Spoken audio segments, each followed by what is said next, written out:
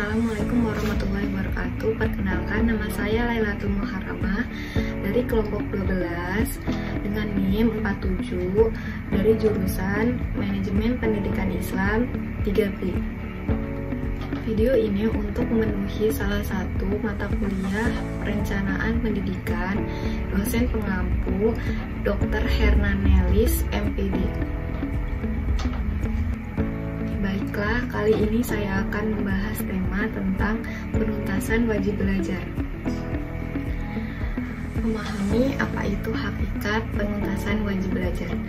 Hakikat penuntasan wajib belajar di Indonesia adalah program pendidikan minimal yang harus diikuti oleh warga negara Indonesia dengan tujuan memberikan pendidikan dasar bagi semua anak usia 6-5 tahun.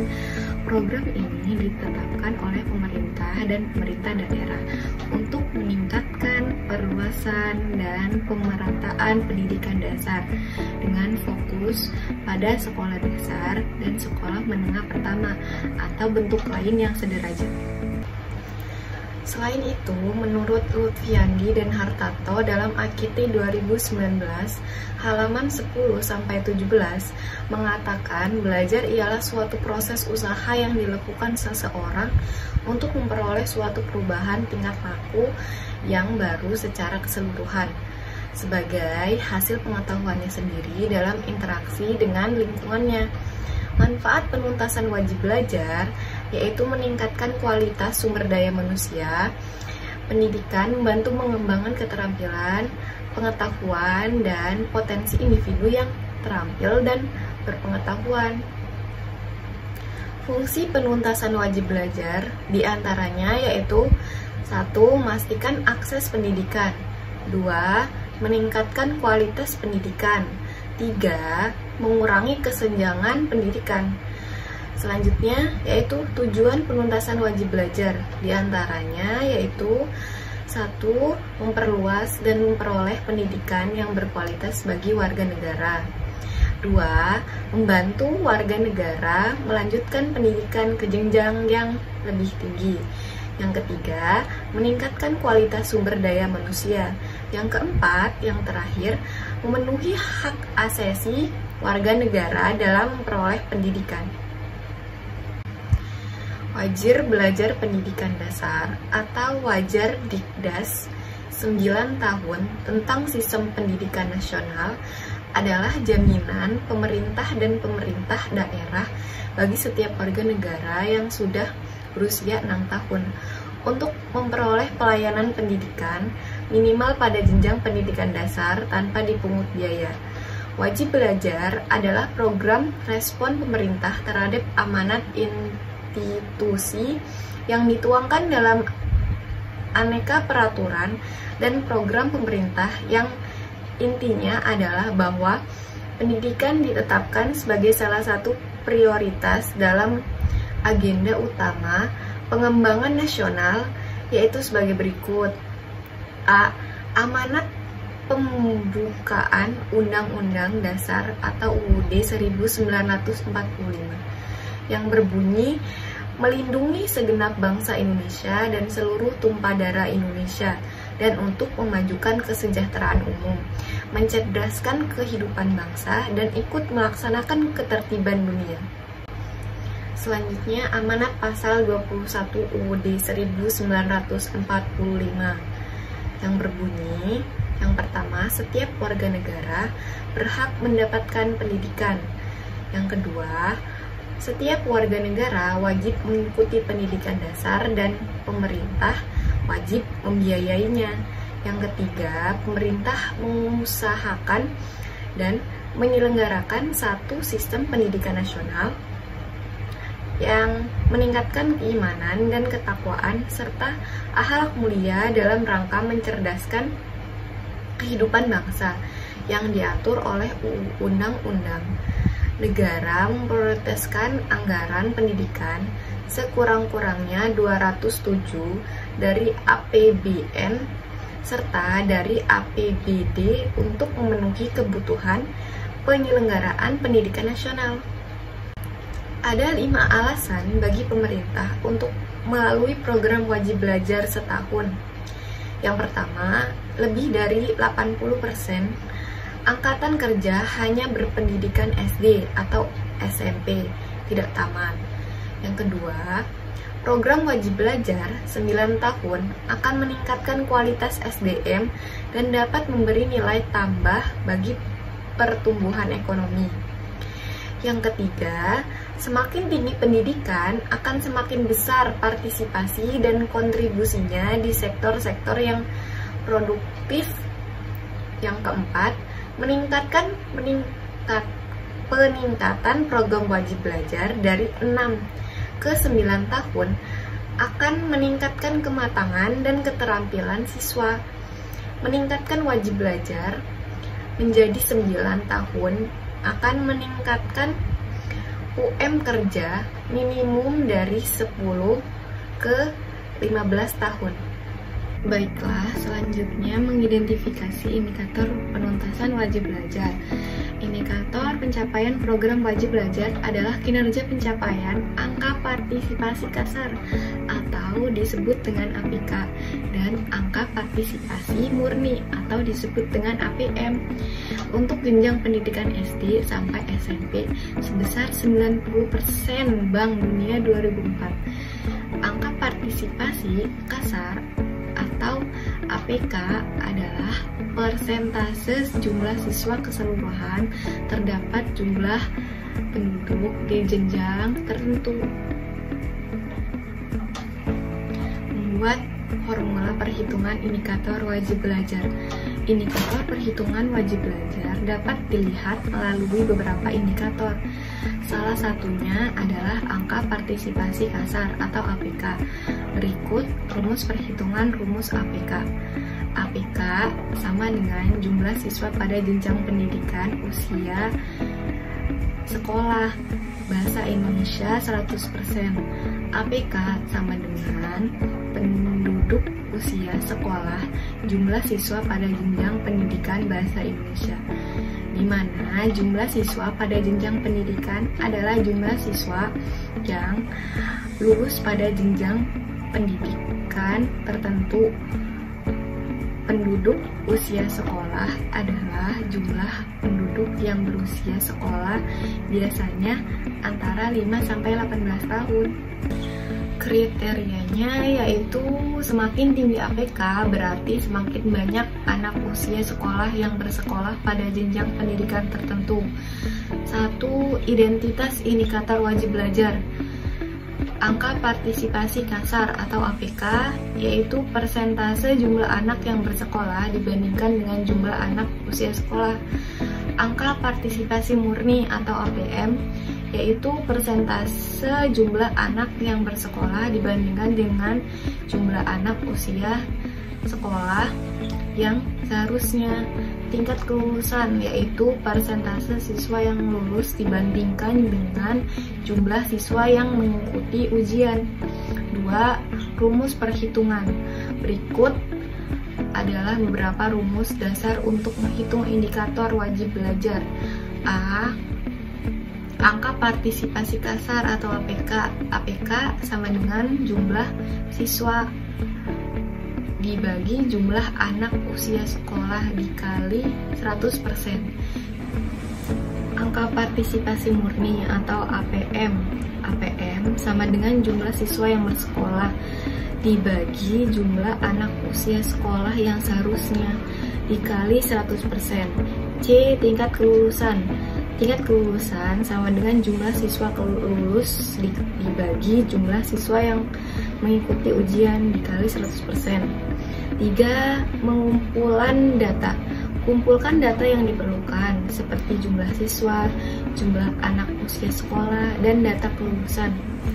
Pastikan data akurat dan diperoleh dari sumber yang terpercaya seperti Dinas Pendidikan. 4. Analisis data. Gunakan rumus di atas untuk menghitung masing-masing indikator. Interpretasikan hasilnya untuk menentukan efektivitas program pendidikan di daerah tersebut. Contoh perhitungannya, misalkan jumlah siswa sama dengan 800, jumlah anak usia sekolah sama dengan 1000, jumlah siswa lulus sama dengan 720, jumlah siswa yang mengikuti ujian sama dengan 750.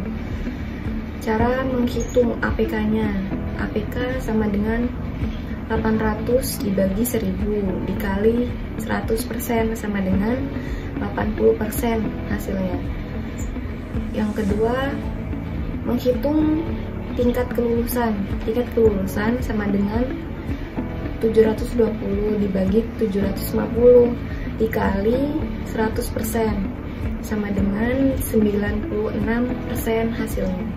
Dari perhitungan di atas, kita dapat menyimpulkan bahwa tingkat partisipasi pendidikan di daerah tersebut cukup baik dengan APK sekitar 80% dan tingkat kelulusan sebesar 96%.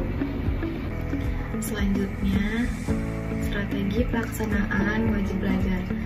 Strategi pelaksanaan wajib belajar di Indonesia saat ini dilaksanakan dengan menerapkan beberapa pendekatan, meliputi pendekatan budaya.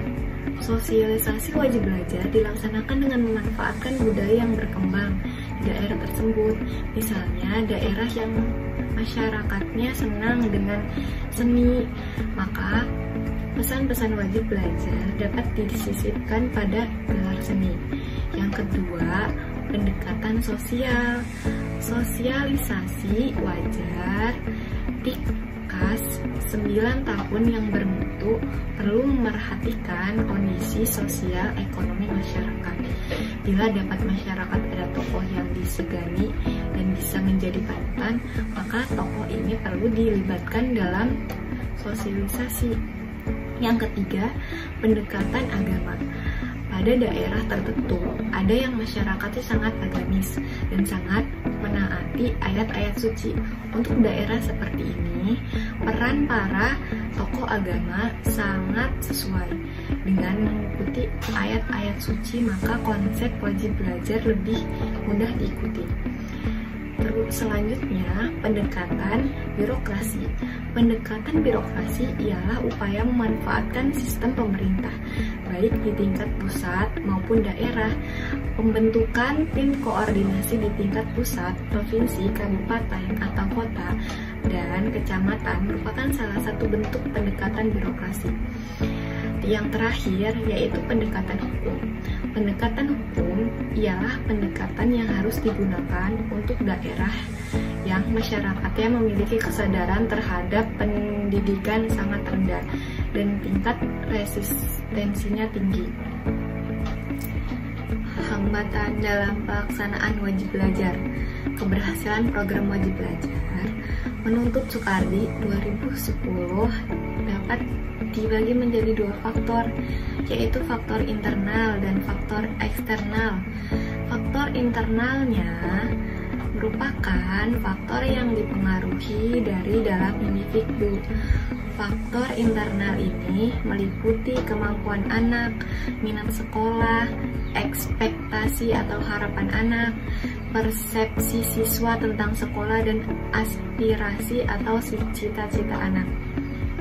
Faktor eksternal yang dipengaruhi oleh keadaan dari luar individu tersebut meliputi kondisi geografis, kondisi sosial ekonomi, keutuhan keluarga, persepsi orang tua, dan ketersediaan sarana dan prasarana.